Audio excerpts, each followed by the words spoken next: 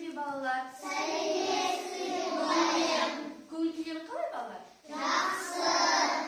Ше балалар, қазіргі біздің сабағымыз қауіпсіз мінез-құлық негіздері. Бүгінгі сабағымыздың тақырыбы дәрумендер дұрыс тамақтану деп аталады. Ал ендеше сабағымызды бастамас бұрын біз көңіл-күйімізді көтеріп алайық. Қане барлығымыздан орнымыздан тұрайық. Арайлар артқан тардай боп, күнде күлім қағамыз, әдеппенен сәлеммен сәлемдесіп аламыз.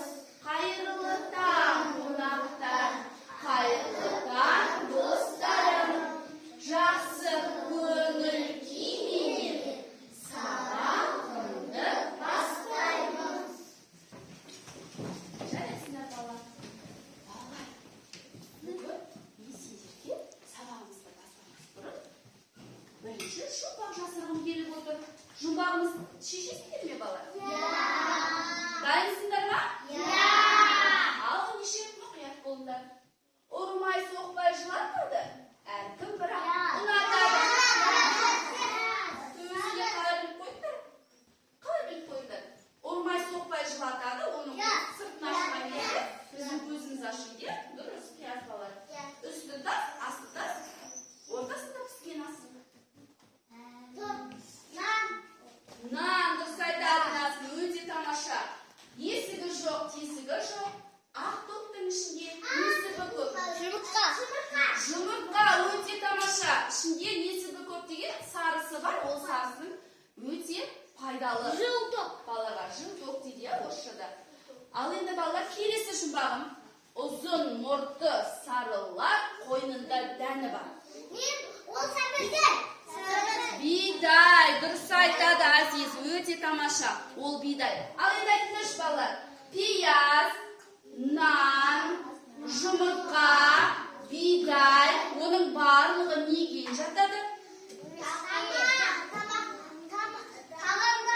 Тағамдар, дұрыс айтады Есет. Неге жатады екен? Тағамдарға жатады екен. Немесе азық-түлік, тағамдар, тамақтар деп атаймыз, иә? Жақсы, ары қарай балалар, бүгін демек біз тағамдар туралы танысайық. Ал қараңдаршы балалар, мына жерде нелерді көріп тұрсыңдар? Нелерді көріп тұрсыңдар? Барлығын не деп атаймыз осылардың? Тамақтар немесе тағамдар деп атаймыз. Ал енді нелерді көріп тұрмыз? Атайықшы. Мынау не? Лимон, мынау? Мынау? Ал мынау ше? Мынау? Қызыл бұрыш, мынау? Занақ. Ал мынау ше? Сүт, айран, жақсы. Мынау? Нан. Ал мынау ше? Соқ. Неге балалар? Бұлардың барлығы тағамдар деп аталады екен. Ал балалар, тағамдар бізде әртүрлі болады екен. Қандай болады екен? Ары қарай көрейік. Мынау не балалар? Дұрыс айтады Назым, жемістер мен не екен? Көкөністер екен. Аяна, айта қойшы, жемістер мен көкөністерді ажырата аласың ба сен? Кім жемістер деген, жемістерге нелер жатады? Көкөністерге нелер жатады? Назым, айта қойшы, жемістерге нелер жатады? Банан, мандарин, апельсин, Жалғастырады Райымбек.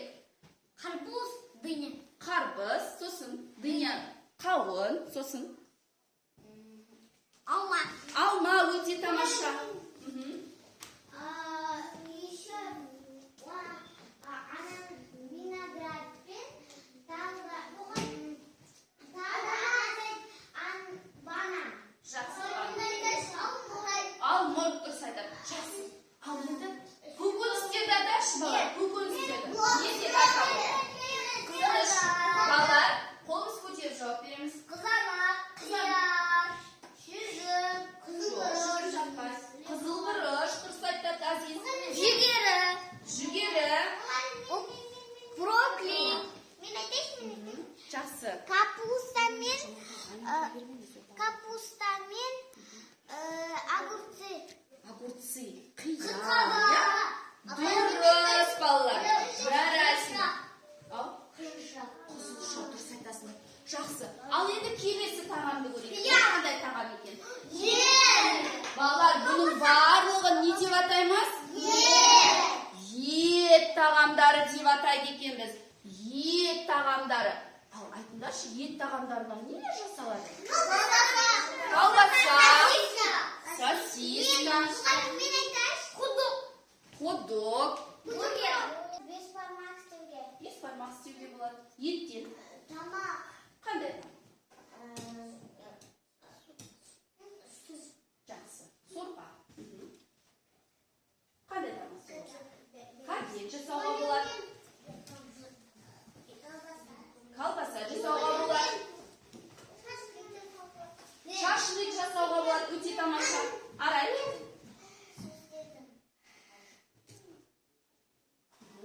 Бері ғой. Котлет айтылды. Тағы. Сосиска тесте жасауға болады. Стейк жареный. Жареный стейк дейді. Ал тағы не жасауға болады? Бургер. Ал тағы еттен қандай тағамдар жасауға болады? Қандай? Еттен қандай тағамдар жасауға болады? Ма, ұстай ғой. Сорпа жасауға болады. Дұрыс айтады. Үй балалар әкелді маған. Жақсы, өте тамаша. Ойынымыз аяқталды, балалар. Ал енді келесі тағамды көрейік. Мынау қандай тағам, балалар? Сүт тағамдары. Ал балалар, сүт тағамдарынан нелер жасауға болады? Ал қайтадан серпілген топ келді бізге. Тез. Айран жасауға болады. Сыр жасауға болады. Ірімшік істеуге болады.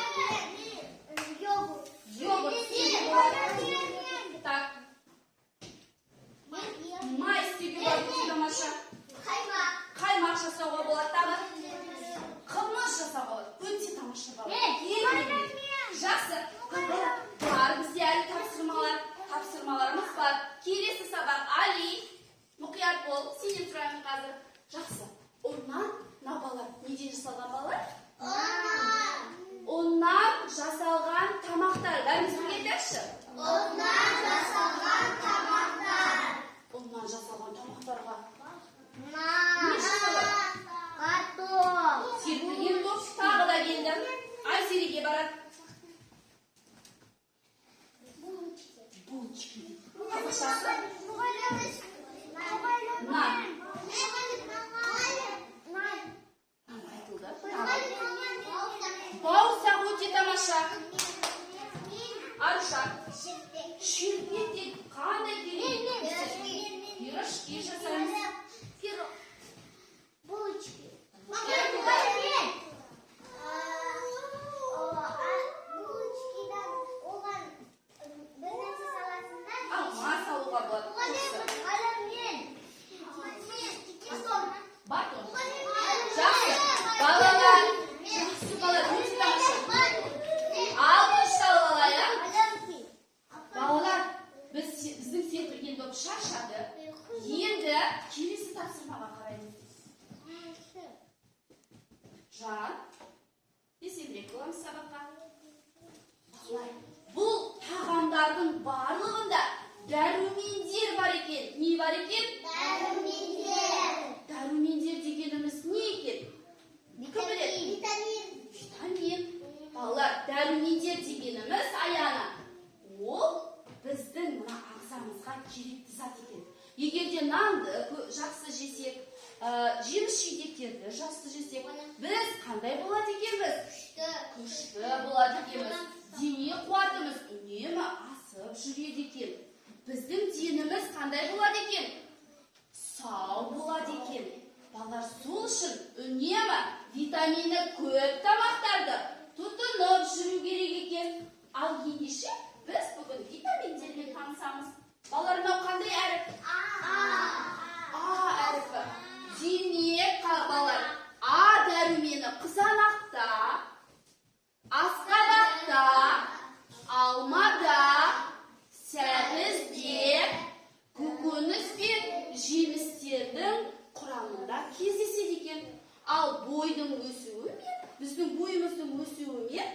және де мына көзіңіздің көруіне не береді екен? Пайда береді екен. Сол үшін біз үнемі нелерді жеп жүруіміз керек екен? Алма және қызанақ, сабай жеуге болады екен, иә, балалар?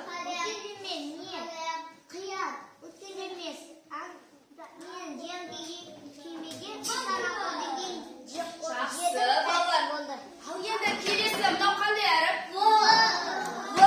Ал В дәріменінде балық, жұмыртқа, нан, кептірілген жемістер және жаңғақтар болады екен. Балалар, мінекей, жаңғақтар, кептірілген жемістер, мүйіз және де балықтар қандай дәрімен болады екен? В дәрімені болады екен. Дұрыс, балалар. Ал ендеше келесі біздің қандай әріп бұл? С дәрімені апельсиндер, қабатта, картопта, лимонда болады екен. Есімізде сақтап қалдық па? Ендеше мынадай ойын ойнаймыз. Ал кет. Қай тағамда қандай дәрумендер кездеседі деген ойын. Ойынның шарты былай, Жан, былай айтамын. Егерде мен А десем, сендер А дәрумені бар. Нелерді? Тағамдарды айтасыңдар. В десем, В дәрумені бар, тағамдарды айтасыңдар. С десем, С дәрумені бар, тағамдарды айтасыңдар. Жоқ, бірінші парта, екінші парта және үшінші парта. Осылай үш топқа бөлініп алады. Мен бірінші партаға айтамын. Сендерге А. Алма. Сәбіз. Қырыққабат. Мына қарта жоқ. Помидор да кездеседі екен. Жақсы. Ал енді сендерге С дәрумені. Сәбіз. Жоқ. С дәрумені. Қышқыл нәрселер. Картопта. Апельсинде. Өте тамаша. Ал енді сендерге В дәрумені. Жан. В дәрумені. Балықта сосын. Мүйіз де өте тамаша. Жеміс. Кептірілген жемістер де өте тамаша. Керемет. Айта қоя сендер. Нан да кездеседі дейді. Ал ендеше балалар, келесі біздің тапсырмамыз. Балалар, сендер пайдалы тағамдар мен зиянды тағамдарды білесіңдер ме? Рас па? Ал енді маған пайдалы тағамдарды айтыңдаршы, ендеше. Пайдалы тағамға картоп, сүт, сәбіз,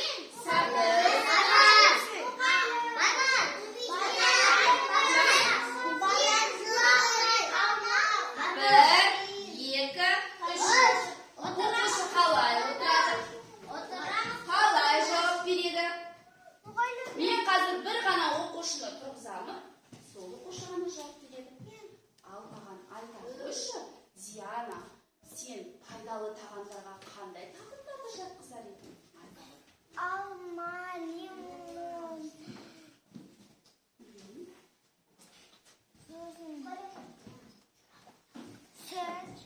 Сүт, жұмыртқа. Жақсы.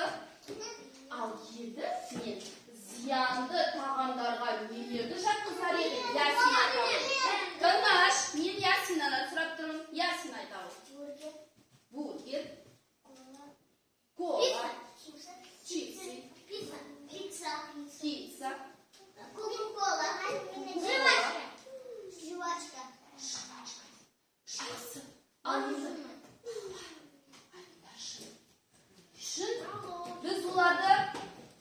біз оларды не үшін пайдасыз тағам дейміз, зиян тағам дейміз? Ішім ауырады. Не үшін ішім ауырады? Көп жеуге болмайды. Жеуге болмайды, білемін де. Зияны бар. Қалай зиян бар? Неге оның зияны бар? Жақсы, білмесіңдер, мен айтайын. Ола ашы. Білмесіңдер, мен айтайын. Тыңдайсыңдар ма? Сосын сендер айтасыңдар. Жақсы, Аяна.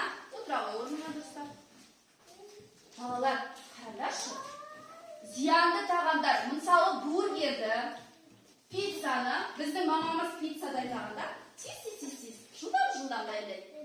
Жылдам дайындалған тамақтар ешқашанда пайдалы болмайды екен.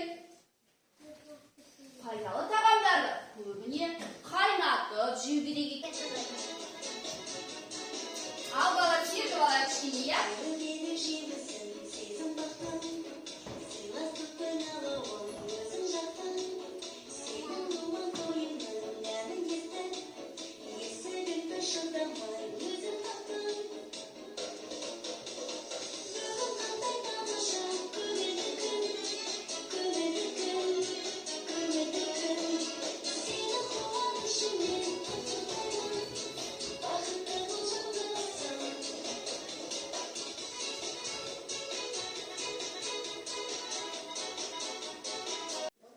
Балалар, біз енді сабағымызды қорытындылайық. Оны біз дұрыс тамақтану пирамидасы арқылы қорытындылаймыз. Қараңдаршы балалар, дұрыс тамақтану пирамидасында ең астыңғы бөлігінде қандай тамақтар көрінеді? Нан тағамдары, иә? Нан тағамдары неден жасалады сағат? Ұннан жасалады, дұрыс айтасыңдар. Ал екінші бөлігінде нені көріп тұрмыз? Жемістер мен көкөністерді. Ал енді үшінші бөлігінде сүт пенен ет тағамдары. Ал енді ең жоғарғы бөлігінде кәмпиттер, сосын торттар, чипсилар, сосын Кока-кола. тәттілер. Ал енді неге бізге аз бөліміне осы тәттілерді, чипсиларды қойып қойып аздан жеу керек. Сол үшін біз одан не істеуіміз керек, әлі?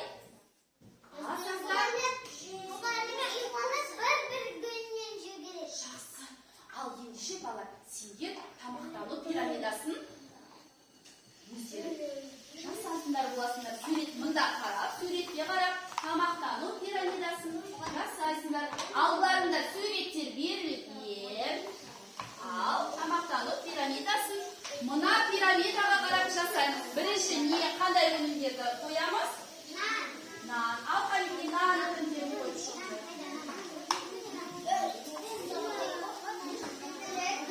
Ал балалар, дұрыс тамақтану пирамидасын жасап болдыңдар ма? Қанекей мен бір тексеріп шығайын. Мына картополовты өте тамаша, керемет құрастырыпсыздар балалар. Өте тамаша, дұрыс. Барлығын дұрыс құрастырған сияқтысыңдар. Азиз бен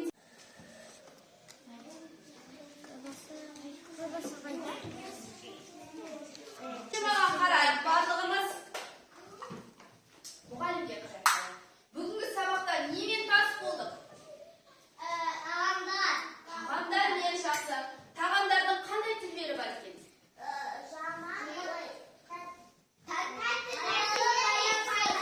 Пайдалы және пайдасыз болады екен тағамдар. Қандай дәрумендермен таныстық? Жоқ, дәрумендермен. А дәрумені, сосын Б дәрумені, С дәрумені. Ал ендеше балалар, біз сабағымызды бағдарлама арқылы қорытындылайтын боламыз. Егер де сабақ өте қызықты және маған түсінікті болды десеңдер, жасыл. Ал егер де маған онша түсініксіз болды десеңдер, сары. Ал мүлде түсініксіз қиын болды десеңдер, онда қызыл болып көресіңдер. Ал қанекей мен сендердің сабақта қаншалықты үлгергендеріңді көрейін. Жарайсыңдар, өте тамаша. Кішкене қиындау болды саған, иә? Жақсы. Жарайсыңдар. Өте тамаша балалар. Керемет.